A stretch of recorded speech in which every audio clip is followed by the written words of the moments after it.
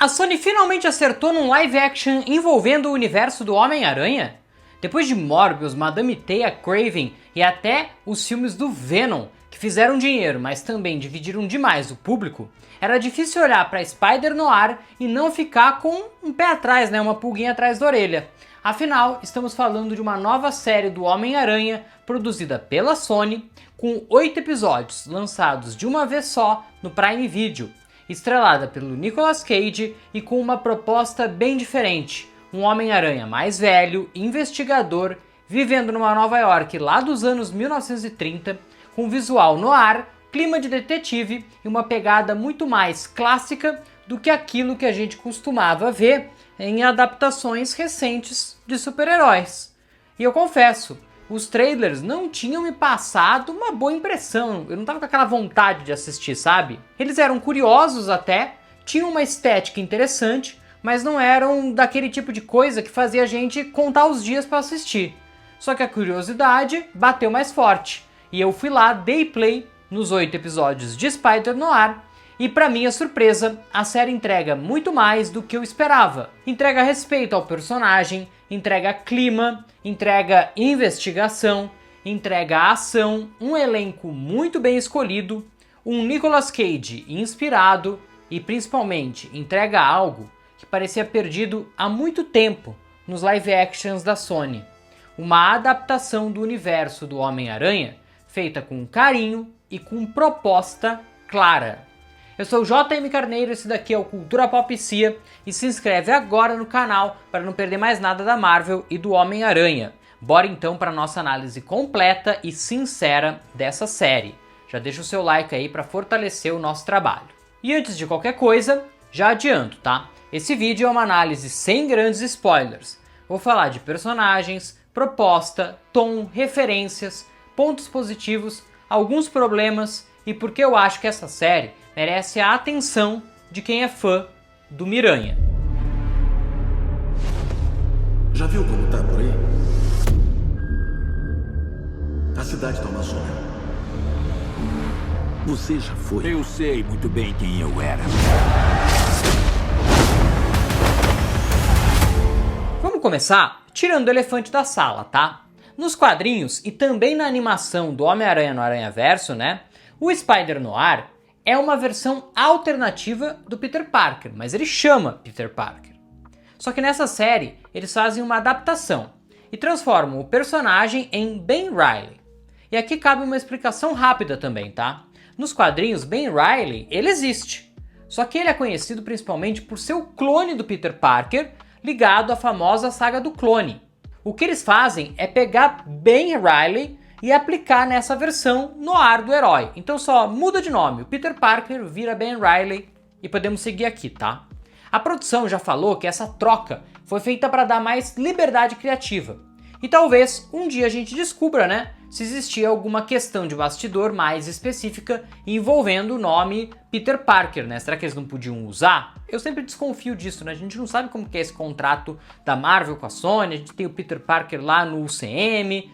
Será que eles pensam que na cabeça do fã isso interfere de alguma forma? Ou é realmente o contrato que diz que eles não podem usar outro Peter Parker? Por isso que não tem Homem-Aranha nos filmes da Sony?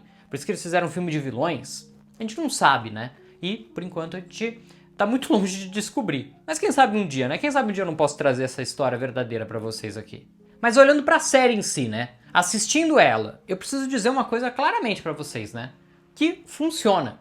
Porque a gente tá tão acostumado a associar Peter Parker a um jovem picado por uma aranha, lidando com escola, com faculdade, grandes poderes, grandes responsabilidades, com a tia May, a MJ, a Gwen, toda aquela mitologia clássica, né? Que talvez usar outro nome ajude o público a comprar melhor essa proposta de um Homem-Aranha mais velho, mais cansado, mais quebrado e vivendo num mundo completamente diferente. Então ajuda na cabeça, assim, a separar. Depois que o Homem-Aranha do Peter Parker, né, ficou compartilhado com a Marvel Studios, a Sony passou anos tentando construir um universo próprio, compartilhado entre várias aspas, né, ao redor de um Homem-Aranha, sem ter o Homem-Aranha, e o resultado foi bem irregular, né?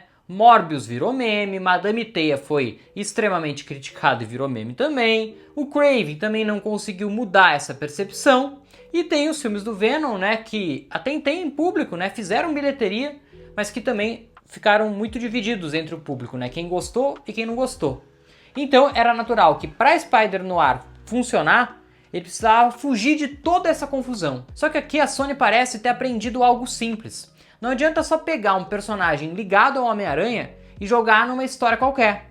É preciso ter tom, identidade e respeito. E Spider-Noir tem isso. A série sabe o que quer ser.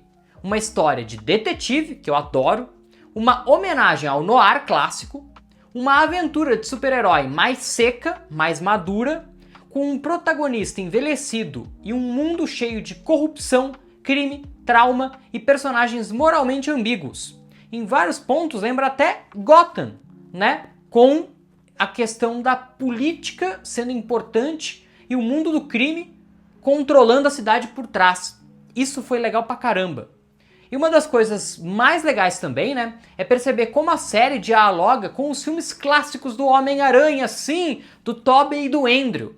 Eu não tô falando de copiar e colar cenas, mas de recuperar sensações que estavam perdidas há muito tempo. Tem momentos que lembram muito a trilogia do Tobey Maguire, principalmente na forma como o herói apanha, quando ele fica com a máscara rasgada.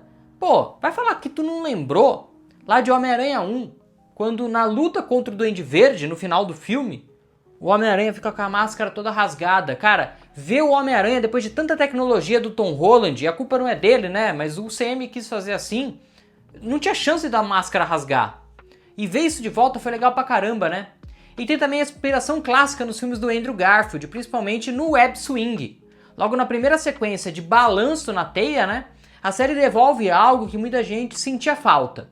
O prazer visual de ver o Homem-Aranha se movendo pela cidade. E eles trazem isso em primeira pessoa, igual naquela cena de abertura de O Espetacular Homem-Aranha 2. Então você tem o Web Swing, que o Tobey sabia fazer muito bem, e a cena em primeira pessoa de O Espetacular Homem-Aranha 2. Sem falar numa cena também em que o Homem-Aranha solta a teia numa pegada muito parecida com a que o Andrew Garfield fazia. Tem uma cena de O Espetacular Homem-Aranha 1 que é muito parecida. E aí, uma crítica que eu tinha lido antes de assistir a série dizia que fazia muito tempo que a gente não via um elenco tão caprichado numa produção do Homem-Aranha quanto na época da trilogia do Tobey Maguire. E eu achei aquilo ousado, né? Falei, será que é tudo isso mesmo? E depois de assistir eu entendi que era verdade, cara. O elenco de Spider-Noir é muito bem escolhido. Você tem o Nicolas Cage, que é a estrela, que é o que chama a galera pra série, mas todo mundo tem espaço para brilhar. Os amigos do herói, os vilões, aqueles personagens que ficam entre o bem e o mal, os aliados, os investigadores, todo mundo tem função narrativa. Ninguém parece estar ali só para preencher tela. Isso lembra mesmo a força dos filmes do Tobey, que tinham um elenco absurdo.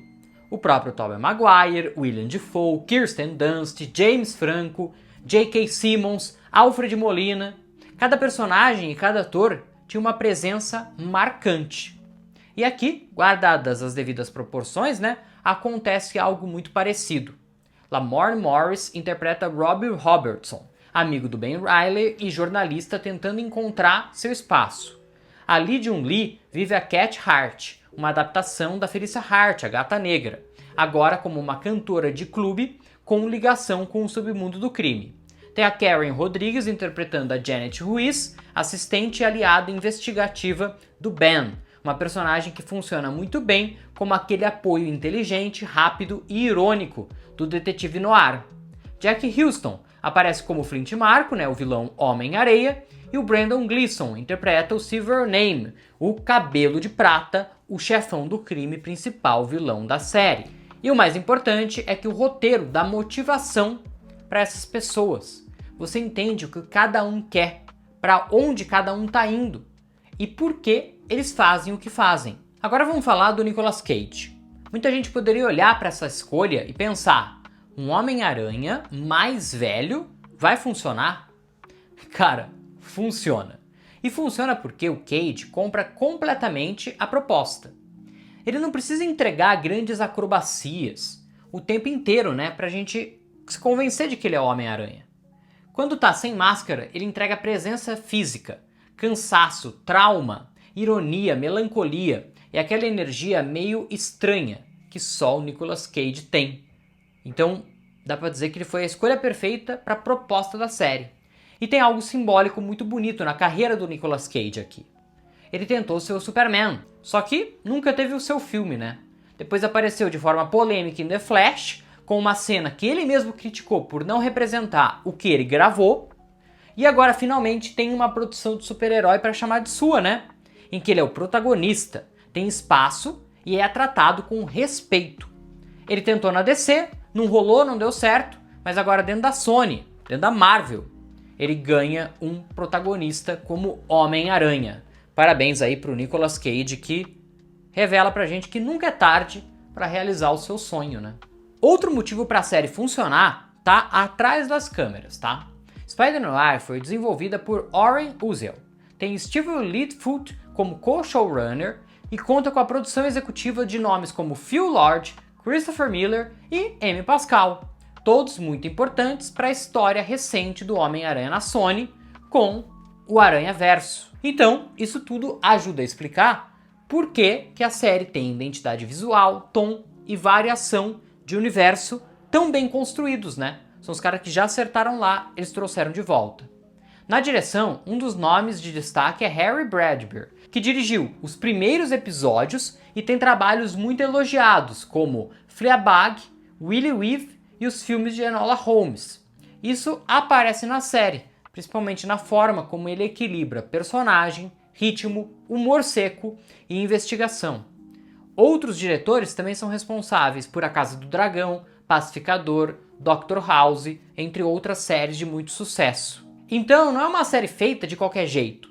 Você sente uma equipe tentando construir uma linguagem própria. E quando todo mundo parece que está indo na mesma direção, a chance disso dar certo é muito grande.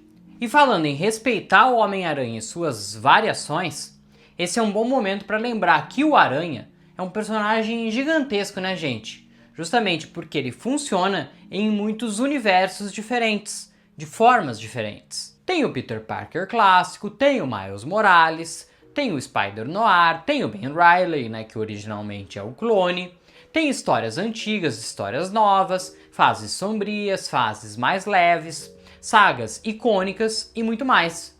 E se você quer conhecer melhor essas histórias, a minha dica é chamar a Panini XP, nossa parceira aqui do canal. Eu tenho aqui comigo, né, alguns quadrinhos, ó, como A Última Caçada de Kraven.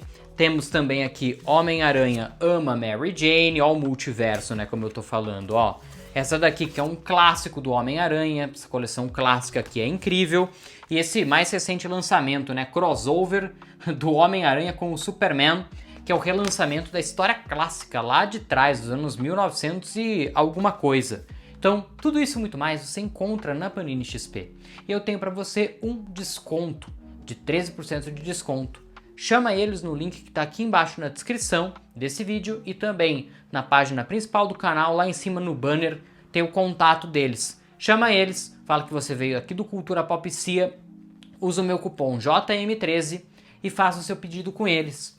Você vai poder completar a sua coleção ou até começar a sua coleção de quadrinhos. Então fica aqui a minha indicação da Panini XP. Agora, voltando para a série, o grande diferencial aqui é o clima noir. Ela é feita em preto e branco. E de início você pode torcer o nariz. Eu mesmo sou uma pessoa que não escolho muitas coisas para ver em preto e branco. Mas Spider-Noir pede isso. A série foi pensada para funcionar nesse formato. E o Nicolas Cage chegou a dizer que trabalhou perfeitamente levando essa versão em conta. A produção disponibilizou tanto a versão black and white, né, que é preto e branco, e também a versão colorida, para você escolher. A diferença é grande, né? Tem takes que simplesmente fazem muito mais sentido em preto e branco do que colorido.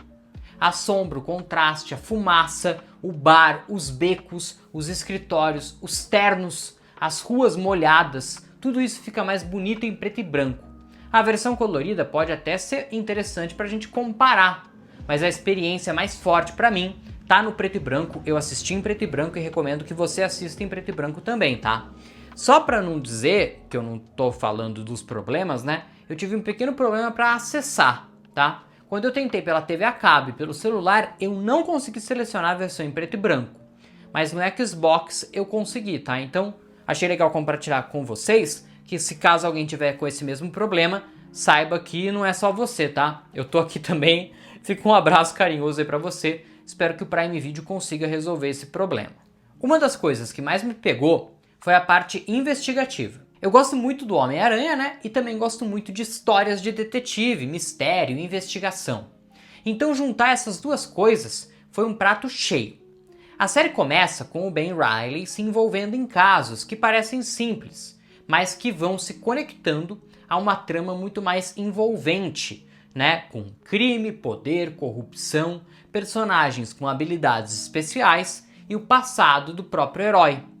A minha única ressalva é que, pela forma como os primeiros episódios são construídos, eu achei que a série manteria esse mistério por mais tempo, né? Talvez até o penúltimo capítulo, ou até o último, né? Só que lá pela metade, algumas coisas já ficam mais claras. E a narrativa começa a ir para um lado mais de ação, perseguição, personagens correndo uns atrás dos outros, né? E conflitos mais diretos. Isso não estraga a série, mas eu confesso que gostaria de ter um pouco mais de investigação até o fim. Só que por um lado, quem gosta mais de ação vai também se satisfazer.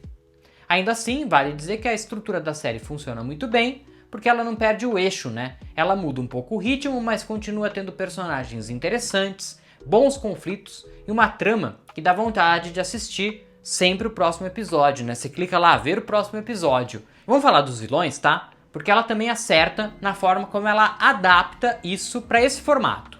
A gente tem o Silvermane, que é o Cabelo de Prata, como esse chefão do crime com poder financeiro e político.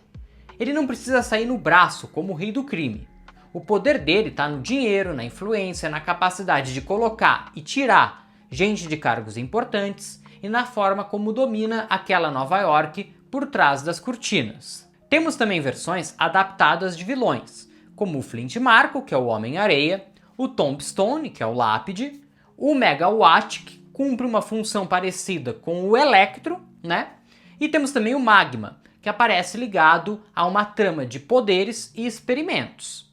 A série não tenta transformar cada vilão num momento gigantesco de CGI, né? Aquele monstrão de areia, tipo o Homem-Areia do Homem-Aranha 3, sabe? Claro que também tem a limitação de orçamento da série, mas a grande questão é que dentro da proposta da série, isso funciona, né? Pra mim, funciona. O Homem-Areia não precisa virar um monstro colossal. O Megawatt não precisa virar uma tempestade humana, como o Electro, né, de O Espetacular Homem-Aranha 2. O Lápide não precisa ser exatamente igual aos quadrinhos. O que importa é que todos seguem a mesma linguagem, a mesma escala e a mesma lógica desse universo. Então, se funciona dentro daquele universo, é o que importa para construir o ambiente da série. Quando uma adaptação tem uma proposta clara, a gente compra certas mudanças. A Cat Hart também é um ponto interessante. Ela é claramente uma adaptação da Felicia Hardy, que é a Gata Negra nos quadrinhos, né? O nome já brinca com isso. Cat, que é gato em inglês, e Hardy, do próprio nome, Felicia Hardy, dos quadrinhos. Só que aqui ela ganha uma roupagem no ar. Ela é cantora num clube de jazz e está envolvida com personagens perigosas do submundo do crime. Ela funciona muito bem porque se encaixa na tradição de ter aquela personagem fatal feminina, né, nos filmes no ar. Não é só, vamos colocar a Gata Negra, só que de um jeito diferente. Ela foi adaptada para o gênero da série. E isso é exatamente o tipo de coisa que uma boa adaptação precisa fazer. Mudar detalhes para respeitar a essência desse outro contexto. A origem do Ben Reilly também é diferente da origem clássica do Homem-Aranha. Ele não é picado por uma aranha radioativa, num laboratório moderno. A série conecta os poderes dele a um episódio envolvendo a Primeira Guerra Mundial, experimentos e uma figura transformada por experiências com aranhas. É uma forma mais sombria, mais grotesca e mais adequada para esse universo no ar. Isso podia dar errado? Claro que podia, mas funciona porque a série não tenta fazer essa origem parecer limpa ou heróica demais. É uma origem traumática, ela combina com um protagonista marcado pela guerra, por culpa, por perda e por uma vida que já começou quebrada antes mesmo dele vir a vestir a máscara de Homem-Aranha. Outro elogio importante vai para a ambientação. A série não parece barata, e isso é um risco enorme em produções de streaming com super-herói, né? Muitas vezes a gente vê séries que ficam presas nos mesmos 3 ou 4 cenários, com tudo parecendo pequeno, aquela ideia claustrofóbica, né? Aqui não. Mesmo com limitações claras, a série consegue vender a ideia de uma Nova York grande, suja, perigosa, viva e cheia de camadas. E aqui agora vem um ponto muito importante dessa análise, tá? Spider-Noir muda muita coisa. Não é o Peter Parker, a origem é diferente, a época é outra, os vilões são adaptados, a estética é outra, o tom é outro. Só que mesmo assim, a série respeita o Homem-Aranha. E era algo que estava faltando tanto nas produções da Sony recentemente, né? E respeito não significa copiar os quadrinhos quadro a quadro. Respeito significa entender o coração do personagem.